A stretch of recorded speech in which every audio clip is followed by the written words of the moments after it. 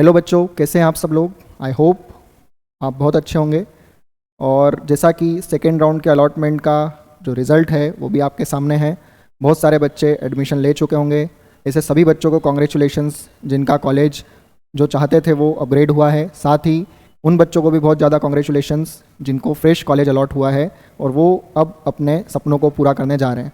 ये वीडियो बेटा उसके लिए है कि अब क्या करना है। सेकेंड राउंड का सब कुछ हो गया, एडमिशन प्रोसेस हो गया, अब आगे का क्या करना है, तो इस वीडियो में हम उसी के बारे में ही डिस्कस करेंगे। फर्स्ट ऑफ ऑल हम एक नज़र सेकेंड राउंड में जो कट ऑफ गया है उसके बारे में देख लेते हैं कि कितना कट ऑफ गया है और फर्स्ट राउंड से इसमें चेंज कितना है। ठीक है, वैसे आप सभी लोग देख चुके होंगे। जस्ट मैंने एक यहाँ पर रैंक वाइज और आपका मार्क्स वाइज बताया है कट ऑफ कितना है। तो अनरिजर्व कैटेगरी में 494 कट ऑफ सेकेंड राउंड के अंदर गया है और जो रैंक है, जो लास्ट कैंडिडेट अनरिजर्व में जिसको गवर्नमेंट कॉलेज अलॉट हुआ है वो है 59,163। ठीक है, सेकेंड ओबीसी में कट ऑफ कितना गया है, 493 मार्क्स गया है और जो कट ऑफ रैंक है वो है 60,160। ईडब्ल्यूएस में 489 नंबर गया है और 65,497 गया है रैंक वाइज। और एससी कैटेगरी में 404 नंबर और 2,02,436 जो आपका है रैंक गया है। एसटी में 326 मार्क्स गया है और 3,74,065 जो आपकी रैंक पे लास्ट कॉलेज अलॉट हुआ है। ठीक है, सबसे पहली चीज़ कि कट ऑफ कितने नंबर ड्रॉप हुआ है ये हम देख लेते हैं कि कितने नंबर कट ऑफ डाउन हुआ है। तो अगर हम इसको फर्स्ट राउंड से कंपेयर करके देखें तो फर्स्ट राउंड से अगर हम इसको कंपेयर करके देखेंगे तो अनरिजर्व कैटेगरी का कट ऑफ जो है जनरल का वो 501 से 494 हो गया, मतलब सीधा सीधा एक 7 नंबर का ड्रॉप हुआ है इसमें। वही चीज़ अगर हम ओबीसी के लिए देखें तो 498 से 493 पर गया, मतलब 5 नंबर का इसमें डाउन हुआ है। ईडब्ल्यूएस के लिए 496 से कट ऑफ कितना हो गया, 489, जो कि आपका सीधा सीधा 7 नंबर ड्रॉप हुआ है। जहाँ तक एससी की बात है तो एससी के लिए यही कट ऑफ आपका 410 से 404 हुआ है, मतलब 6 नंबर ड्रॉप हुआ है। और 331 से 326 गया है किसके लिए, एसटी के लिए। तो एसटी के लिए 5 आपका जो नंबर है वो कट ऑफ ड्रॉप हुआ है। तो ये ड्रॉप जो फर्स्ट राउंड और सेकेंड राउंड का कंपैरिजन मैंने आपको बताया है ये उसमें हुआ है। जनरली पहला या दूसरा राउंड काउंसलिंग का होता है, जो कट ऑफ का रेंज होता है गिरने का वो 2 से 3 नंबर का हार्डली होता है। सर इतना कैसे हो गया, तो सिंपल सी बात है बेटा, आप सभी जानते हैं कि सेकेंड राउंड में 2 नए कॉलेजेस ऐड हुए थे, साथ ही साथ सागर और छिंदवाड़ा मेडिकल कॉलेज में सीट्स बढ़ी थी और वो फ़ायदा सीधा सीधा 75 सीट्स वो थी और जो आपकी 170 सीट्स श्योपुर और सिंगरौली की थी उसका बेनिफिट ये कट ऑफ ड्रॉप होने में हुआ है। तो सीट इंक्रीज़ होने का कट ऑफ गिरने से पूरा पूरा रिलेशन है। अगर अपन इसको ऐसे समझ के चलें कि हम सीट्स को कितना माने, फर्स्ट ड्रॉप के फर्स्ट जो राउंड है उसके बराबर अगर मानकर चलें, तो जैसे कॉलेज वाइज अगर हम जाएंगे तो नीमच और सिवनी का कट ऑफ सबसे कम था, तो ये इनके कट ऑफ अभी सेकेंड राउंड में कितने हुए, 498 या 499। तो 498 को अगर हम माने तो यहाँ पर 501 से 498 गए, मतलब अनरिजर्व में अगर हम देखें तो सिंपल सी चीज़ है कि 3 नंबर का हार्डली फ़र्क आया है। ठीक है, तो 2 से 3 नंबर का ही बेटा फ़र्क आता है। जस्ट हमारे पास अभी कॉलेजेस क्या हो गए, इंक्रीज़ हो गए। ठीक है, तो इसके अंदर मैंने जो ये PDF है इसके अंदर मैंने हर कॉलेज वाइज फर्स्ट राउंड और सेकेंड राउंड का कट ऑफ बताया है। आपको अगर लगता है इस PDF को एनालिसिस करने के लिए डाउनलोड करना है तो मैं इसके लिंक शेयर कर दूंगा।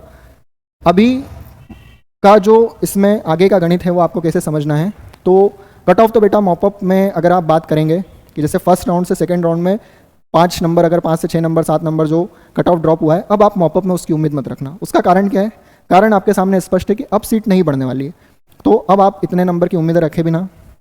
सेकेंड चीज़ ये है कि अगर हम सेकेंड राउंड और मॉपअप के कट ऑफ की बात करेंगे तो हर कैटेगरी में जो max to max cut off drop हो सकता है वो हो सकता है 1 नंबर या बहुत से बहुत 2 नंबर, बस 2 नंबर से ज़्यादा ड्रॉप होना थोड़ा सा मुश्किल नज़र आता है। ठीक है, तो ये बात मैं कर रहा हूँ मेनली गवर्नमेंट कॉलेज के लिए। प्राइवेट में हो सकता है कि लोग छोड़ भी देते हैं तो उस वजह से 2 या 3 नंबर से ज़्यादा भी ड्रॉप हो सकता है, लेकिन जहाँ तक बात है गवर्नमेंट की तो स्ट्रिक्ट रहेगा, 1 से 2 नंबर कट ऑफ ड्रॉप हो सकता है, बस इससे ज़्यादा नहीं होगा। तो अब किन लोगों को मॉपअप के लिए वेट करना चाहिए, तो पहला तो ऐसे बच्चे जिनको अभी अलॉट हो चुका है कॉलेज लेकिन उनको लग रहा है कि ये कॉलेज मेरी इच्छा का नहीं है, तो आपके नंबर अगर 1 से 2 नंबर नीचे है तो आपके अपग्रेडेशन के चांसेस ज़्यादा हैं, आप वेट कर सकते हैं नेक्स्ट कॉलेज के लिए मॉपअप के अंदर। और आपको मतलब वेट करना भी चाहिए 1 से 2 नंबर अगर आप पे और आप चाहते हैं अपग्रेडेशन करवाना।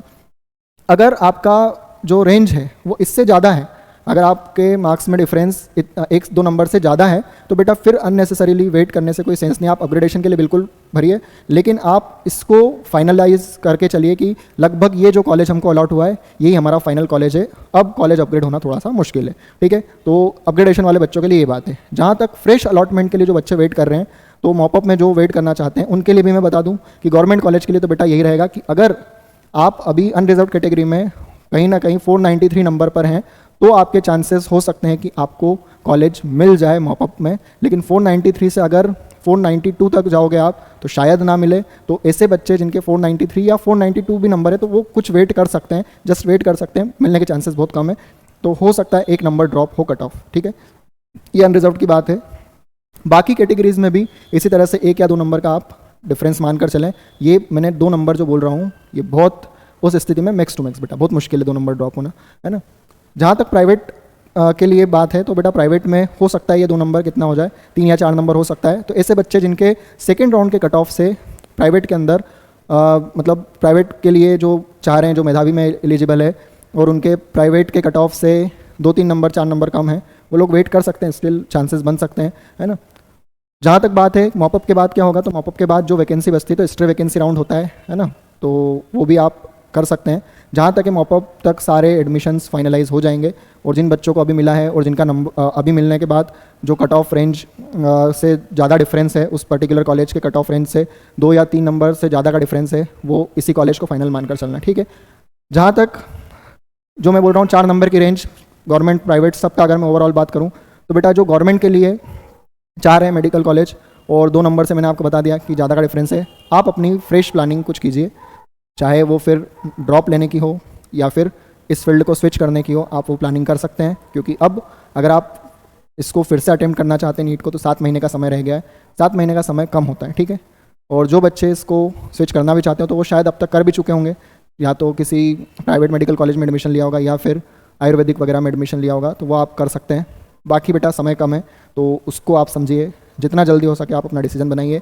ये एक जस्ट एनालिसिस है, फाइनल रिजल्ट जो आता है डीएमई की साइट पर वही रहेगा। मैं सिर्फ आपको एक रफ आइडिया दे सकता हूँ, अब आप उसको एक रफ आइडिया मानकर और अपना डिसीजन तक पहुँच सकते हैं। तो इस तरह से देखना है। और मैं रीज़न भी बता चुका हूँ कि हायर नंबर जो ये ड्रॉप हुआ है कट ऑफ फर्स्ट और सेकंड राउंड में, जो कंपैरिजन मैंने बताया उसका रीज़न मैं बता चुका हूँ कि सीट इंक्रीज़ हुई थी, ठीक है। तो अपनी अपनी जो रेंज मैंने आपको बताई है वो आप याद रखिए और जल्दी से बेटा डिसीजन बनाओ, ठीक है। तो इसके अलावा भी काउंसलिंग से रिलेटेड आपको कोई भी समस्या है, आप कमेंट सेक्शन में पूछ सकते हैं बेझिझक। Thank you so much for listening, have a nice day.